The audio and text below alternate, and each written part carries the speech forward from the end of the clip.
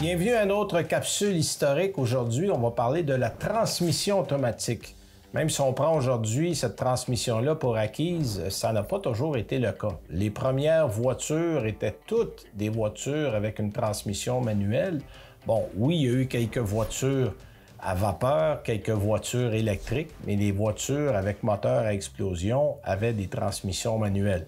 Et c'était plus compliqué que ça en a l'air, parce qu'il y a eu des transmissions manuelles à colonne, il y a eu des transmissions manuelles qui étaient au pied, il y avait un high, un low, il fallait changer les vitesses, jouer avec la manette d'alimentation en essence pour augmenter la vitesse du moteur. Donc, les systèmes étaient assez souvent très compliqués. Là, ce qui est arrivé, c'est que l'introduction de la transmission automatique a contribué à augmenter la popularité de l'automobile. Et ce qui est intéressant, c'est que c'est à un Canadien qu'on doit l'invention de la transmission automatique. En fait, c'est Alfred Horner Munro, qui est un ingénieur canadien qui travaillait dans les machines à vapeur. En 1921, il a conçu la première transmission automatique et l'a brevetée en 1923. En fait, c'était une transmission automatique avec 4 vitesses avant et pas de marche arrière. Vous allez me dire, ouais, c'est pas pire, mais c'est pas complet. Effectivement, il y avait encore des choses à faire. General Motors, pour un certain temps, c'est-à-dire en 1937 et 1938, a commercialisé cette transmission-là, mais elle manquait nettement de puissance et n'a pas fonctionné sur un plus long parcours. On a inventé par la suite la transmission automatique hydraulique. Là, ça a fonctionné. C'était deux inventeurs brésiliens qui ont mis ça sur pied en 1932.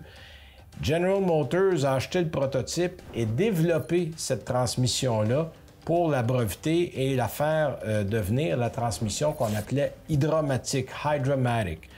Donc, ça a été produit en série à partir de 1940 dans l'industrie automobile. Et le premier modèle de grande série qui a eu une boîte automatique, c'était un modèle Oldsmobile 1948 et ça avait été développé par l'ingénieur Earl Thompson qui a été annoncé à l'époque comme le plus grand progrès de l'automobile depuis le démarreur électrique. Donc, on avait fait de grands pas en avant.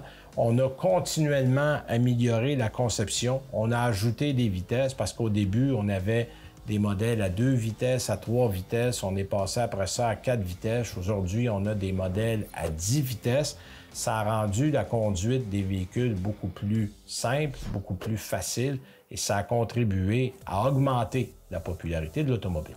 Alors voilà, c'est notre chronique de cette semaine. Merci d'avoir été avec nous et on vous donne rendez-vous la semaine prochaine.